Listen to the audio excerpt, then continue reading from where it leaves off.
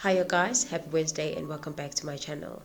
The DA has once again exposed the new Minister of Higher Education, Buta Manamela. He's only been 4 weeks as the Minister of Higher Education, and already there's been appointments that are questionable that he has made when it comes to the SETAS. And in this video, I wanted us to discuss that, as well as the structure dynamics that are happening in Johannesburg that are also implicating the Democratic Alliance. It seems like the GNU is under hot water. Let us unpack this whole thing. Last night, the member of parliament that belongs to the Democratic Alliance, Karabo Gauchau, exposed that the 3 SETA administrators that have been appointed by Buta Manamela have been implicated in corruption that amounts to 800 million. And I wanted us to read some of the allegations or the corruption that these 3 administrators have been faced with, which have been appointed by Buta Manamela. So, the first person that has been appointed is Nkabane. He's a former municipal manager at Mfuleni municipality in Gauteng. He is implicated in a Comprio forensic report that details the mismanagement of 872 million in this municipality. Lihlohonolo Masonga is a former ANC Limpopo MEC and deputy speaker. He's implicated in a MORERO forensic report to backdating a communication contract worth 4.4 million as the CEO of the Musia Mokado Special Economic Zone to justify ill payments made to communication company Mahoma Group. The last one is Zukile Mvalo, is the current Deputy Director General responsible for skills development in the Department of Higher Education since 2017. The Author General of South Africa is listed below, but not limited to findings under his watch. So the letter, guys, is very much fully packed. There's a lot that has been written in this letter. But one thing that I'm seeing is that Buta seems like it's not different from Nkabane. Nkabane, the outgone Minister of Higher Education that was corrupt and even lied to Parliament, because these are cadres of the ANC. I don't even see one person that is just a person. So you're telling me that there's no one in society that qualifies to be a SETA administrator?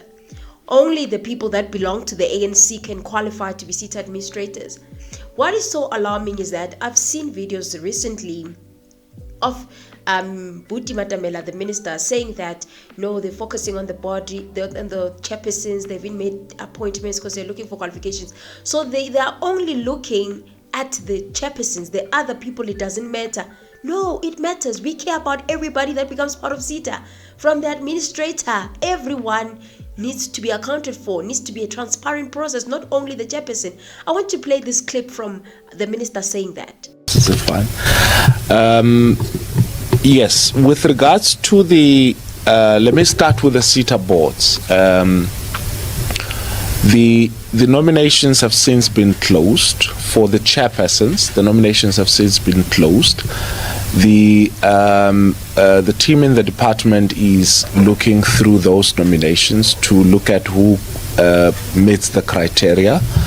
And from those who have been nominated, we will then apply our minds in terms of who fits, the positions required.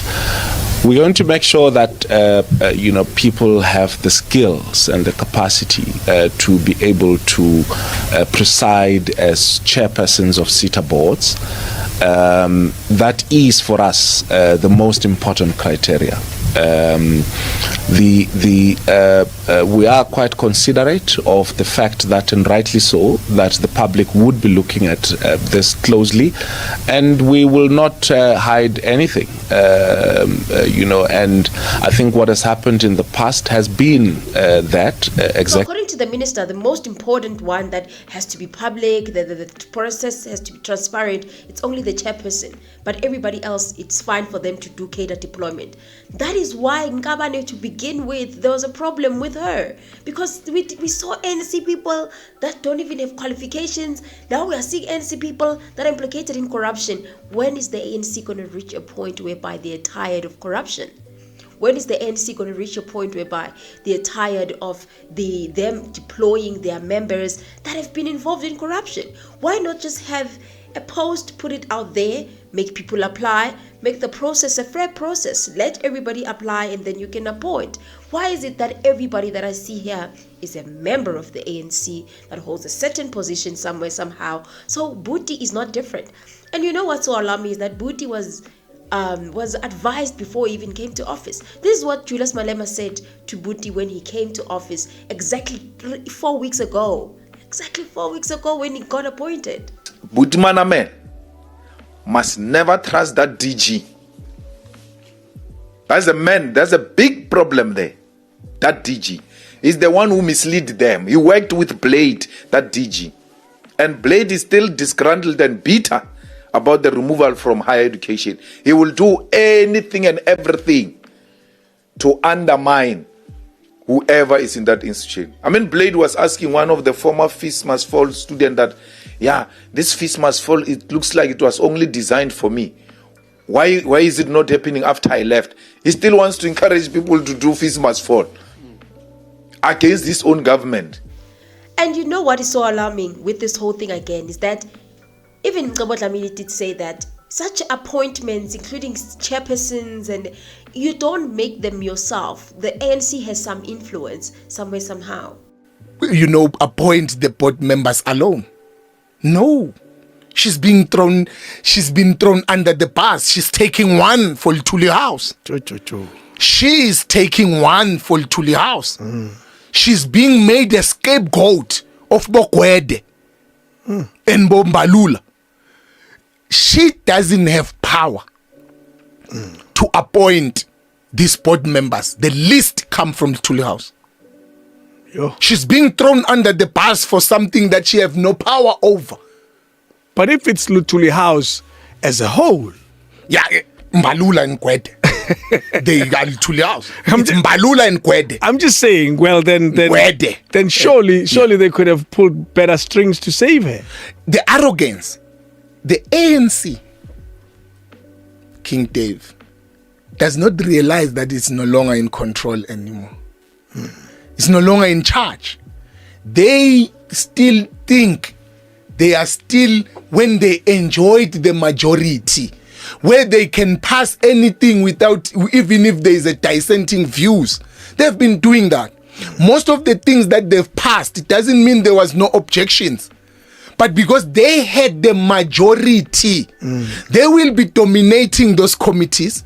They are being exposed in those committees now because they are no longer a majority there. Could it be that Buti was influenced? I don't know what you guys think. Do you think that there is a possibility that he was influenced? There was someone who influenced him in terms of who to appoint. They chose their friends. I don't know, guys. What do you think? Yeah. SETAs play an important role in uplifting and upskilling young people in this country, many of whom are sitting at home hopeless, unable to put food on the table for themselves and their families. And the DA's fight here was directly linked at making sure that we detox SETAs from cadre deployment. We detox them from patronage. I'm just hoping that they're not putting this guy under the bus. I'm just hoping that even the Director General is not involved, because they did warn him about the Director General. So I'm just hoping that this whole situation, it is his doing, and he will hear people's calls, account to Parliament, and actually respond to Gagao's letter, because Gagao is asking for answers as to why are you appointing these people, on what basis have these people been appointed, and what qualities, qualifications, and skills qualify them to be the administrators, instead of how many South Africans that are unemployed, that have so much experience, that have the education, that have it all, but they've not appointed. I'm so disappointed that Buti is not different, but what can we expect? It's an NC cadre at the end of the day. I don't know. Please comment your thought. Tell me what you think about this story. Moving right along to this one of DADA MORERO. So guys, you guys remember that DADA is the mayor. So recently, I think it was around June or July, the RET, which is the Regional Executive Committee, was disbanded, and it was led by DADA MORERO. And the reason for disbanding is because of the poor performance in 2024 general elections. So they decided that if they disband the team, then it will be easy for them to elect new leaders, which they're going to have those elections, I think, soon in September. And these elections have been heavily contested by women. And one of them is Eunice Mgcina and then Loyiso Masuku. So both these ladies are contesting. But shockingly, Eunice Mgcini today nominated DADA MORERO as the chairperson for the RET, which is the Regional Executive Committee. And people were shocked because they thought that she's going to contest, especially since everybody is preparing for the by-elections, is preparing for next year.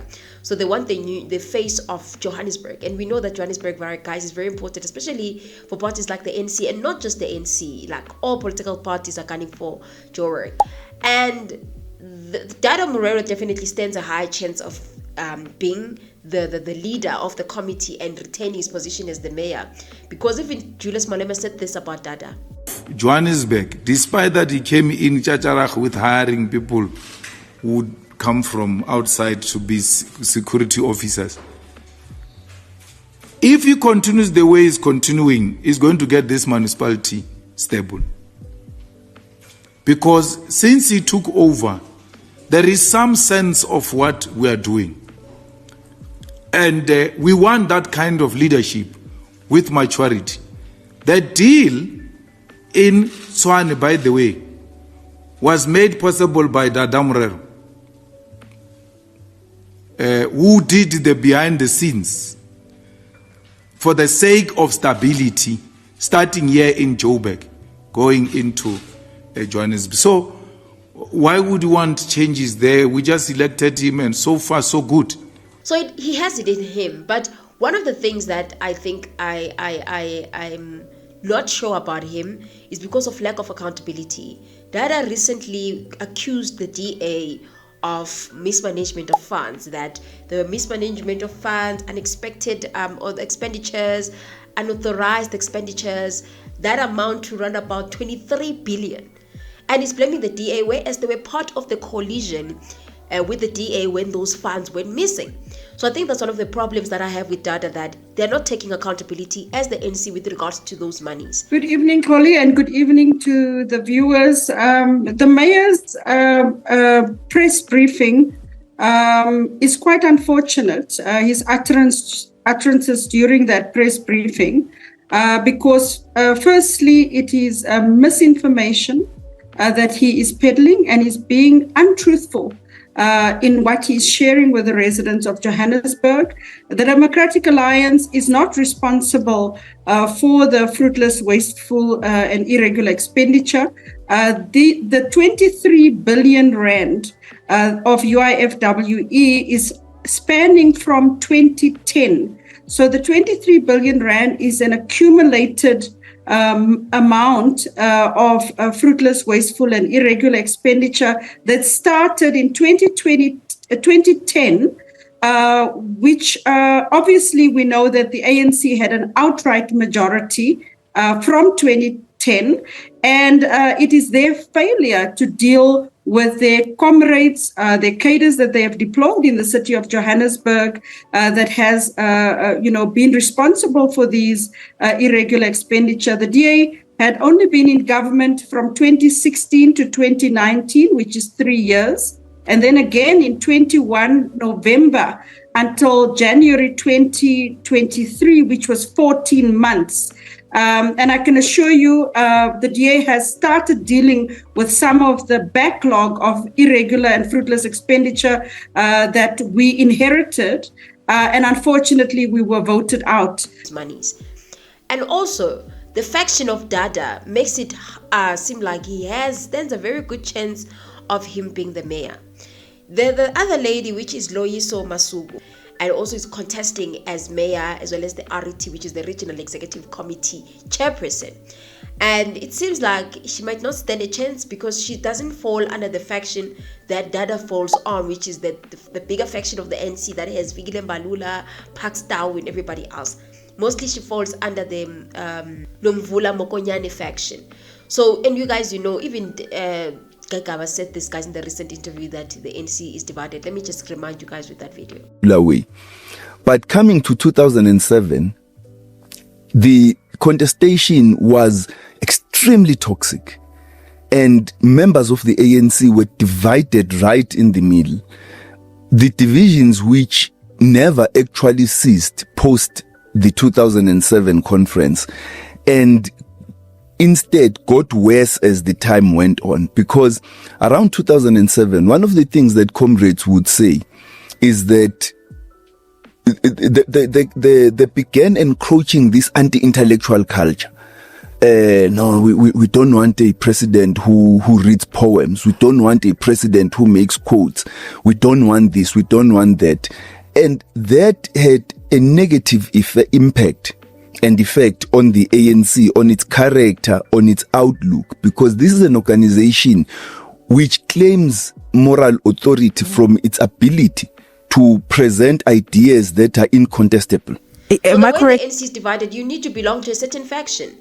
And his leadership is currently challenged as a mayor, as well as the regional executive committee chairperson. And it looks like he stands a chance, especially since he got the backing from Eunice Nqina, who was contesting the elections, but still elected. It still gave him the chance. I'm assuming that the reason why he's nominated him is because she's thinking that she might also get the deputy position if she's endorsed by DADA and his faction. I don't know what you guys think about this whole leadership dynamics.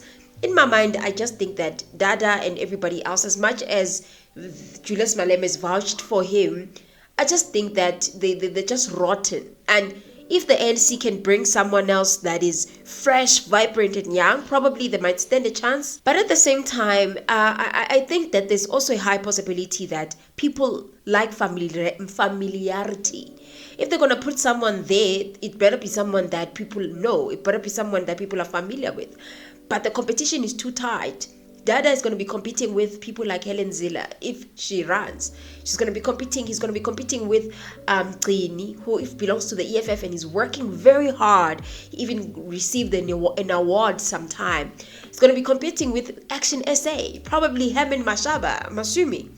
He might run for mayor again and be the mayor of I don't know if a political leader can do that, but he can run to be the mayor of Johannesburg. He's worked there, he's been there before. So I feel like putting DADA there, it might be very strategic of the ANC, but also it can be very tricky, especially considering the number of the people that he's going to be competing with, how strong those people are.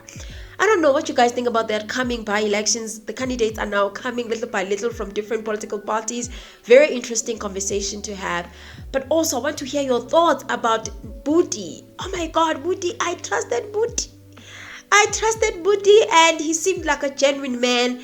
But that's the problem. People want accountability in everything, not just with the SETA chairpersons. The whole process has been so tainted that people want the whole process to be as transparent as it can be.